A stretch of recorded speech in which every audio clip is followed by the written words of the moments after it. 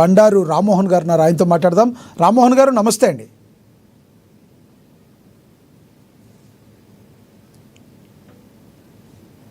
రామ్మోహన్ గారు మీ వాయిస్ మ్యూట్లో ఉంది చూడండి. రామ్మోహన్ గారు అన్మ్యూట్ చేయండి.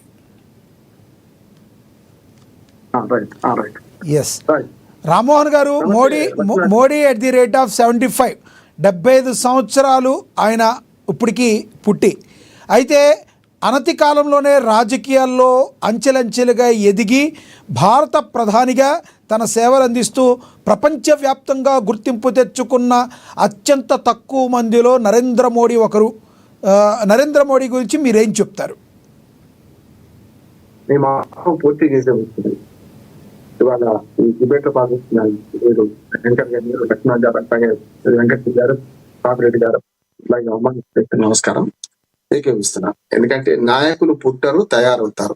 చాలా మందికి వ్యక్తి పూజ చేసే వాళ్ళకి చాలా మంది నాయకుడు, దైవాంశ సంభూతుడు ఈ యుగానికి నేను అట్లా ఒప్పను. కానీ మోడీ గారు పుట్టారు 75 ఏళ్ల వయసులో, ఇవాళ అద్భుతంగా పనిచేస్తున్నారు. ఇదే మాట కాదు, బీజేపీతో నాకు సంబంధం లేదు, పాపిరెడ్డి గారికి నాకు. కానీ వేరే విధాన విషయంలో ఆయన వ్యతిరేకత ఉండొచ్చు, కానీ ఒక వ్యక్తిగా చూస్తే ఒక శక్తిగా మారింది ఆయన. విశ్వనాయకుడుగా ఇవాళ మనకు నరేంద్ర మోడీ 75 ఏళ్ల వయసులో కూడా యాక్టివ్ గా పనిచేస్తున్నాడు. అసలు సంబంధం లేదు. గమ్మత్ ఏంటంటే కొన్ని ప్రచారాలు ఎట్లా అవుతాయి, లక్ష్మణ్ గారు దుర్మార్గమైన ప్రచారం. 75 ఏళ్లకు ముందుసారి ఎవరు చెప్పిండు, ఎవడన్నాడు, ఎక్కడన్నాడు, ఎక్కడ లేదది. చాలా దుర్మార్గంగా. పోనీ 75 ఏళ్ళకు ముగించిన అద్వానీ 89 ఏళ్ల దాకా ఆయన పార్లమెంట్ మెంబర్ గా ఉన్నాడు. 2019 పార్లమెంట్ ఎన్నికైన పార్లమెంట్ మెంబర్, మొన్న ఎన్నిక కాలే, అంతకుముందు ఉన్నాడు కదా. అంతకుముందు దాకా అయితే అటువంటిది చాలా మందిని ఇది ఒక పెద్దగా ఈ మాటలు ఏం చేస్తారంటే పుకారట్లే అని అబద్ధం నిజం అయిపోయే పరిస్థితి తీసుకొస్తారు. అందుకని 75 ఏళ్ల వయసు సమస్య కాదు, 75 ఏళ్ళు పూర్తయింది వాడికి. సెప్టెంబర్ 1950లో పుడితే ఇవాడికి 75 ఏళ్ళు పూర్తయింది. ఇంకో మాట చెప్తాను, భారతదేశానికి స్వాతంత్రం వచ్చిన తర్వాత పుట్టిన మొట్టమొదటి ప్రధానమంత్రి. అంటే ఇప్పుడు ప్రధానమంత్రి అయిందంటే రాజీవ్ గాంధీ కూడా 47 ఏళ్ల వయసుకి ప్రధానమంత్రి అయింది, కానీ ఆయన పుట్టింది 44 ఏళ్ళు. 1944 లో పుట్టిండు ఆయన. 1944 మొన్ననే మన ఆగస్టు 20 నాడు ఆయన జన్మదినం, జాతీయ సమైక్యత దినం జరుపుకుంది.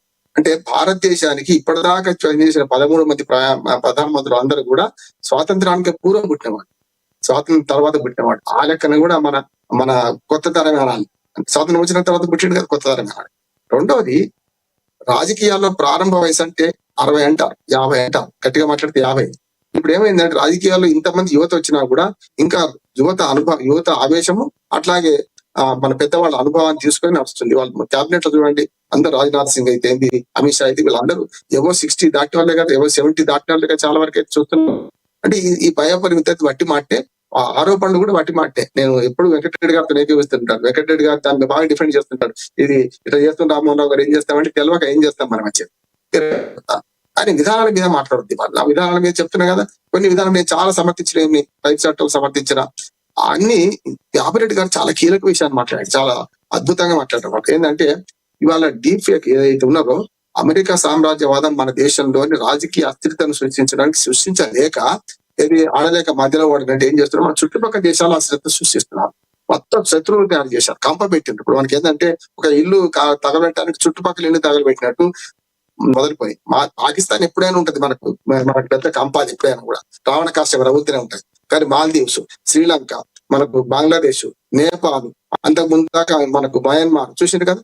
ఒక భూటాన్ లో కూడా వచ్చింది, కానీ ఇంత పెద్ద ఎత్తున రాలేదు. అంటే ప్రజలు తిరుగుబాటు చేసి ప్రభుత్వాలు మార్చడమే చేసిండ్రు. చాలా వరకు ఈ 4-5 దేశాల ప్రభుత్వాన్ని మార్చేసిండ్రు కదా.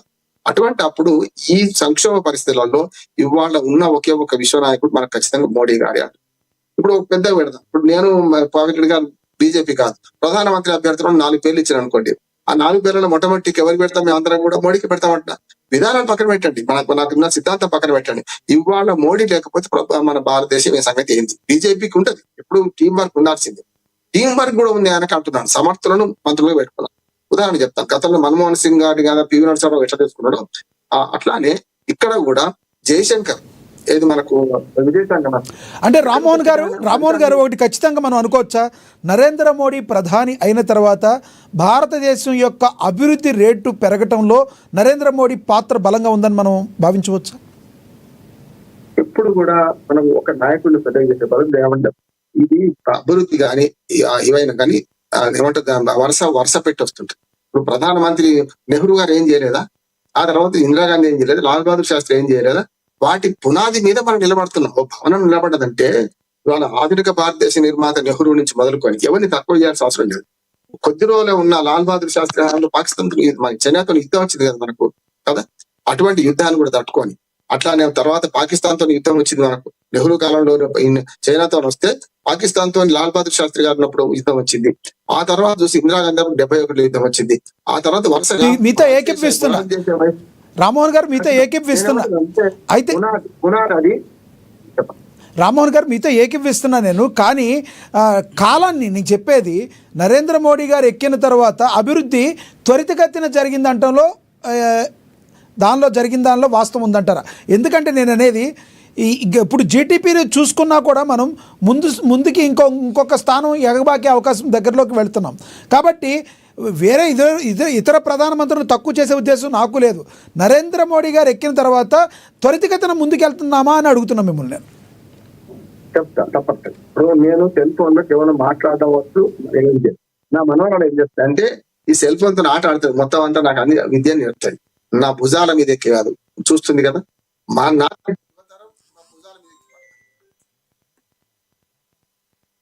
నా ప్రధానమంత్రుడు నెహ్రూ కాలం నుంచి ఇప్పటికీ చాలా తేడా. నెహ్రూ కాలంలో 33 కోట్ల జనాభా మన భారతీయ.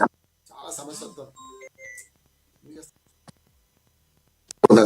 కానీ మెల్లమెల్లగా పరిష్కరించి వస్తున్న క్రమంలో అభివృద్ధి నిరంతర ప్రక్రియ. దానిలో మీరు అన్నదాంతో ఏకీవిస్తాను. మోడీ గారు వచ్చిన తర్వాత ఈ 10 ఏళ్లలో ఆర్థిక అభివృద్ధి కానీ రకరకాలు బాగుపడ్డాయి. రెండు అంటున్నాను, మంచి ఉంటుంది, చెడ్డ ఉంటుంది. అయితే చెడ్డ చూడకుండా మంచిని చూస్తే మాత్రం వీరు వచ్చినప్పటి అంతర్జాతీయంగా ఒకనాడు ఇందిరాగాంధీ ఎంత శక్తివంతంగా తయారు, అంతకంటే 10 రెట్లు శక్తివంతంగా ఇవాళ ప్రపంచ దృష్టిలో మన నాయకులు ఉన్నారు. అది గొప్పగా నేనేమంటున్నాను, India wins who loses, India loses who wins అనుకున్నాం. అంటే భారతదేశమే గెలిస్తే ఎవరు పడినట్టు, భారతదేశమే ఓడితే ఎవరు గెలిచినట్టు? మనం అక్కడే ఉన్నాం. ఎక్కిన కొమ్మను నరుకుతుంటే భారతదేశం ఓడిపోతుంది. ఎక్కిన కొమ్మను గట్టిగా పట్టుకొని గట్టిగా నిలబడితే భారతదేశం గెలుస్తుంది. అందుకని ఏమంటున్నా అంటే భారతదేశం గెలిచింది చూడాలి తప్ప వ్యక్తి ముఖ్యం కాదంటున్నాను. వ్యక్తి పదంగా వహిస్తారు కాదంటలేదు. కానీ ఈ పునాది మీద మెల్లమెల్లగా వచ్చే క్రమంలో ఇవాళ మీరు అన్న ఆర్థిక శక్తిలో ఇవాళ 4వ స్థానం నుంచి 3వ స్థానానికి వస్తున్నాం. ఈ 2 రాలేదు, ఇప్పుడంతా రాలేదు. 47 దాకా పెట్టుకోవాలి. 2047 అంటున్నారు మోడీ గారు. ఖచ్చితంగా అప్పటికల్లా మన 200 కోట్ల జనాభా అవుతా, 170 అవుతా, తగ్గుతుందా తెలియదు. కానీ ఇంకొక 10 ఏళ్ళు మాత్రం ఖచ్చితంగా మన జనాభా పెరుగుతుంది. ఆ తర్వాత స్టాగ్నేట్ అవుతుందని నేను అనుకున్నాను. ఇక్కడ మోడీ గారు గొప్పదాన్ని కూడా చెప్పారండి. ఇంకొకటి, వ్యక్తులతో మాట్లాడేటప్పుడు కానీ, దేశాధినేతలతో మాట్లాడినప్పుడు కానీ నంగి ఎక్కడ ఉంటలేదు. ఆత్మగౌరవం, భారతదేశ నేనేమంటున్నాను, చాలా మంది ఒక దుర్మార్గమైన మాటలు మాట్లాడతారు లక్ష్మణ్ గారు. మీ ప్రధానమంత్రి, మీ ముఖ్యమంత్రి, లేకుంటే మా ముఖ్యమంత్రి, మా ప్రధానమంత్రి ఉండనట్ల. మనం ఓటేసినా ఎప్పుడు మన ముఖ్యమంత్రి రేవంత్ రెడ్డి గారు, తెలంగాణకు, ఆంధ్రప్రదేశ్ చంద్రబాబు నాయుడు గారే, అట్లానే భారతదేశానికి ప్రధాని అంటే మనకు మోడీ గారే. అట్లా ఉండాలి తప్ప మన భారత ప్రధాని గౌరవించుకుంటే, మన భారత ప్రధాని ఏ దేశం పోయినా కూడా నంగి మాట్లాడతలేడు, ఎక్కడ తాళపోతలేడు. అది గొప్పతనం అంటున్నాను నేను. ఇవాళ మొన్న ఎంత గర్వకారణం అనిపిస్తుంది అంటే, మనకు ఏదైతే షాంఘై కోఆపరేటివ్ సదస్సులో 3 అధ్యక్షులు, దేశాధినేతలు, ఒకరైన చైనాకు 140 కోట్ల మంది, మనకన్నా 2 కోట్ల తక్కువ అంతే. ఒక పెద్ద దేశ అధ్యక్షుడు జిన్పింగ్ గాని, ఇటుపక్క ఈ 30 కోట్ల లోపే అయినా సరే మనకు మిత్ర దేశమైన రష్యా అధ్యక్షుడు పుతిన్ గాని, మన ప్రధానమంత్రి నిలబడితే చాలా గర్వకారణమైంది. పక్కనున్న ప్రధానమంత్రి షెహబాజ్ షరీఫ్ ని ఎవరు కనీసం పట్టించుకోవట్లేదు. గర్వకారణం కాదా మనందరికి కూడా? ఇంకోటి, మన దేశాన్ని కూడా విదేశీ అతిథులు వచ్చినప్పుడు కూడా అంతే హుందాగా ప్రవర్తిస్తున్నాం. ఇంకో మాట చెప్పాలి, ఇప్పటిదాకా మన దేశ ప్రధానమంత్రులు ఎవ్వరూ చేయనని విదేశీ పర్యటన చేశారు. ఇక ఎట్లుంటుందని విమర్శిద్దామని కొన్ని కనపడితే ఎవడో చాలా పోస్టులు పెడితే నాకు కోపం వస్తుంది ఒక్కోసారి. ఆయన సూట్ అట 1,00,000, 2 లక్షలు, ఏమైంది నీకు, ఏమైంది చెప్పండి. మీ సూట్ దొరుకుంటారా? వాడు బంగారం వేసుకొని మొన్న తిరుపతిలో వాడు 8 కిలోల బంగారం ఉంటుంది. వాడికి విలువ ఉంటుందా? మోడీకి విలువ ఉంటుందా? నేనేమంటున్నాను, ఎప్పుడైనా ఆహార్యము బాగా పనిచేస్తుంది. ఇప్పుడు మన పేద దేశం కనుక పేదరికం పోవాలని వెనకటి గాంధీ గారు ఆలోచిస్తే లాభం లేదు. గాంధీ గారి గురించి ఆలోచిస్తే చాలా విమర్శలు ఉన్నాయి. గాంధీ గారి మన జీవితం గురించి కానీ, ఆయన తిన్న తిండి గురించి కానీ, ఆయన కేర్ గురించి, ప్రతి మనిషిలో కూడా పాజిటివ్ నెగిటివ్ 2 ఉంటాయి కదా. మోడీ ఏమంటున్నా అంటే, నేను మళ్ళా సిద్ధాంతపరంగా ఉంటే సమాజ్ స్ఫూర్తి దెబ్బతీస్తున్నాను ఏమంటున్నది. అది కొంతవరకు కరెక్ట్ అవుతుంది. కానీ నేనేమంటున్నాను, ఓవరాల్ గా ఒక మనిషిని అంచనా వేయడానికి ఇవాళ ప్రధానమంత్రి ఎవరు ఉండాలి, ఏం జరగాలంటే కోరుకుంటే మాత్రం 100-70-80 ఓట్లు, ఈ మిగతా 30 ఎప్పుడైనా ఉంటారు, ఈ 70-80 ఓట్లు ఖచ్చితంగా మనకు మోడీ గారికి పడతాయి అనుకున్నాను నేను. అందుకని ఆధునిక భారతదేశ నిర్మాత ఆనాడు నెహ్రూ అయితే, మధ్యన అధికారాన్ని ప్రపంచవ్యాప్తంగా గట్టిగా భారతదేశ ప్రతిష్టను చాటిన ఇందిరాగాంధీ ఎమర్జెన్సీ నీళ్ళ ఉంటది, ఖచ్చితంగా ఉంటది. ఇప్పుడు ఆయన మీద గోధురా సంఘటన అంటారు, ఇంకేదో అంటారు. మొత్తం మీద కోర్టులో అయితే శిక్ష పడలేగా.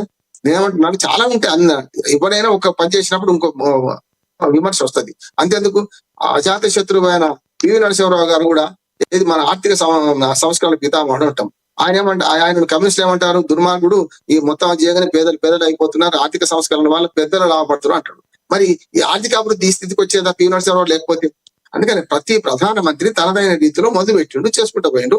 అందులో అభివృద్ధిలో అందరూ వరుస క్రమంలో అందరు భాగస్వాములు. ఇప్పుడు ఈ 11 ఏళ్లలో జరిగింది ఏంటంటే, స్పీడ్ పెరుగుతుంది. మన లక్ష్మణ్ గారు ఎప్పుడు కూడా స్టాగ్నేట్ సమాజం కాదు, సమాజం పెరుగుతూనే ఉంటుంది, కొన్నిసార్లు పోతుంది కూడా. ఒక్కోసారి సంకీర్ణ ప్రభుత్వాలు చూసినాం కదా.